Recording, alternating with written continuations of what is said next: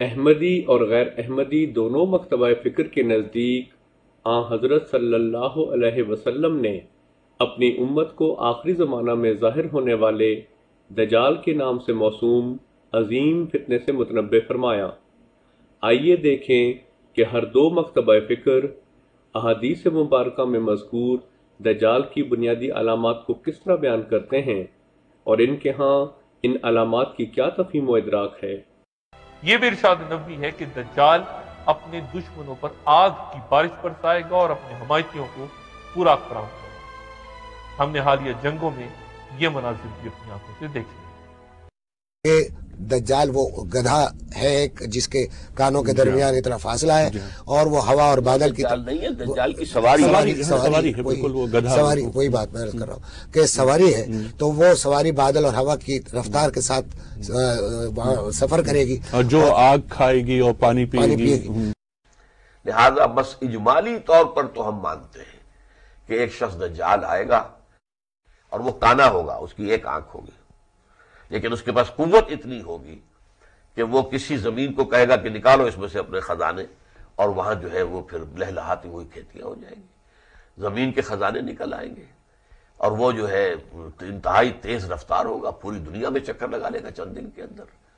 پھر یہ کہ وہ رزق کے خزانوں کو اپنے قابو میں لے آئے گا کہ صرف اسی کو رزق دے گا جو اس کو تسلیم کرے کہ ہاں تو خدا ہے، اس کی خدائی کو تسلیم کرے۔ اہل ایمان پر وہ سخت ترین وقت ہوگا۔ ڈاکٹر شاہد مسعود صاحب کے نزدیک دجال کا اپنے دشمنوں پر آگ برسانا اور حمایتیوں کو خوراک فراہم کرنا مسلم ہے، اور یہ کہ یہ علامات ہم اپنی آنکھوں سے حالیہ جنگوں میں دیکھ چکے ہیں۔ مولانا محمد ولی رازی صاحب کے نزدیک دجال ایسی تیز رفتار سواری کا موجد ہے جو آگ کھائے گی، یعنی فائر پاور سے چلے گی۔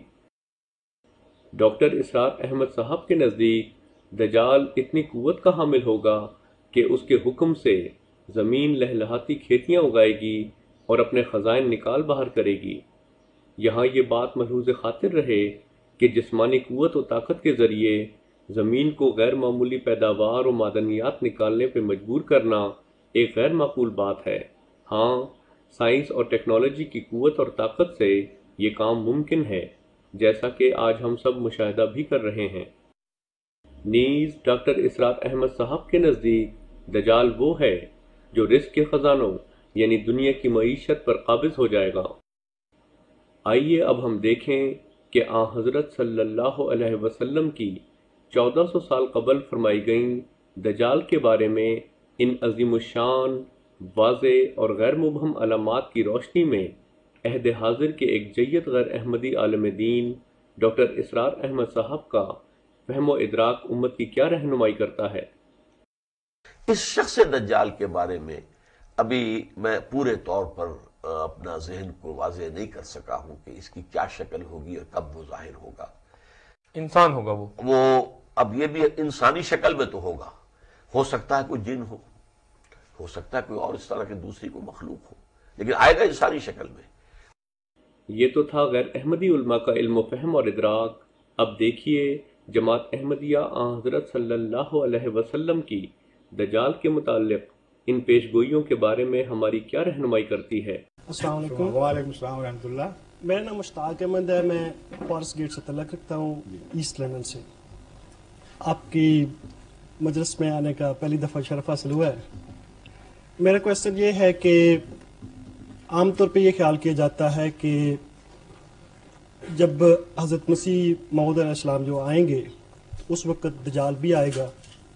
دجال جو ہے وہ کانا ہوگا، اس کے کان لمبے ہوں گے، اور عام طور پہ ذہن میں یہ چیز آتی ہے کہ کوئی دیو قسم کی چیز یا کوئی جن قسم کی چیز جی یہی الفاظ ہیں۔ آپ ایک چیز تو آپ یہ ایکسپلین کر دیں ہے کہاں وہ دجال؟ ہاں جی، وہ دجال کہاں ہے، اس کے ساتھ کیا ہونا تھا، کیا ہوا؟ اور وہ گدھا نہیں آپ نے پوچھا؟ اس کی طرف میں آ رہا تھا۔ آ جائے اس کے وقت تھوڑا رہے، جلدی آ جائے بھائی۔ تو اس کا جو گدھا ہے وہ بہت ہی بڑا ہوگا۔ تو نہیں، اگلی بات یہ بتائیں، آگ کھا کے چلے گا جی، تو اب ہمارے لیے دو چیزیں پیش کرنی ہیں۔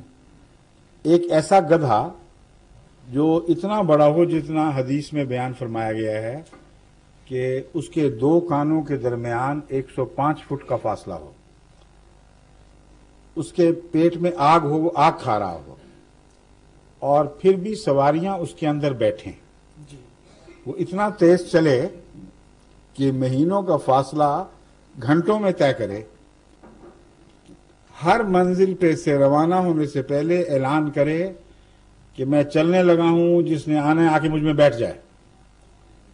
وہ خشکی پر ہی نہ چلے، سمندر میں بھی چلے، اور سمندر میں چلے تو اتنا بڑا ہو جائے وہی گدھا کہ اس کے اوپر دجال گندم کے یا دوسرے رزق کے پہاڑ بھیجے ان قوموں کی طرف جو اس کی سرداری تسلیم کرتے ہیں، اور غیر بھوکے مر جائیں اس کو پرواہ نہ ہو، وہ جہاز بھی بن جائے یا نہیں، سمندری جہاز، اور وہی گدھا ہوائی جہاز بھی بن جائے، فرمایا اس کی چھلانگ اتنی ہوگی کہ 1 پاؤں مشرق میں تو دوسرا مغرب میں جا کے ٹکے گا، اور سواریاں اس کے پہلو سے اس کے اندر بیٹھیں گی، اندر جائیں گی تو سیٹیں آرام دہ جگہ اور بجلی کے قمقم میں روشن ہوں گے۔ یہ ساری باتیں بتائے نا؟ جی اگر آپ بتاتے تو پہچان بھی جاتے، سوال ہی ختم ہو جانا تھا۔ اسے مولوی والی باتیں نہ کریں، میں ادب سے گزارش کرتا ہوں ساری بات بتا دیں تو سوال خود بخود حل ہوتا چلا جاتا ہے، سوائے ان کو جن کو توفیق نہیں باتیں سمجھنے کی۔ اس زمانے کی سواریوں کے متعلق اس سے زیادہ واضح اور عظیم پیشگوئی ناممکن تھی،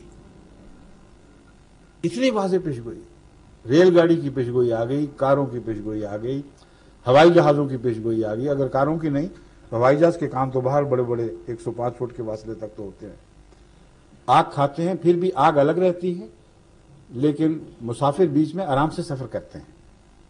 جانے سے پہلے گھنٹیاں بجتی ہیں، جھنڈیاں ہلائی جاتی ہیں، اعلان ہوتے ہیں گاڑی چلنے کے لیے ہے، آؤ بیٹھو، بند ہونے لگی، ایئرپورٹ پر اعلان ہو رہے ہوتے ہیں ہوائی جہاز اڑنے کے لیے تیار ہے، کراچی سے نیو یارک کے لیے تیار ہے، اور پھر جب بیٹھ جاتے ہیں پھر سفر کرتے ہیں۔ اتنی تفصیلی پیشگوئی ساری انبیاء کی تاریخ میں سے کوئی نکال کے دکھائیں اس شان سے پوری ہوئی ہو، اور ابھی گدھا نظر ہی نہیں آ رہا۔ تو وہ دجال جو اس گدھے کا مالک ہے، جس کے متعلق فرمایا کہ وہ اس گدھے کی طاقت سے اس پر سوار ہو کر دنیا کو فتح کرے گا۔ وہ کون لوگ ہیں؟ ہم نے تو نہیں ایجاد کی ہیں سواریاں، مغربی قومیں، وہ ساری مغربی قومیں وہ ہیں جو عیسائی بھی ہیں۔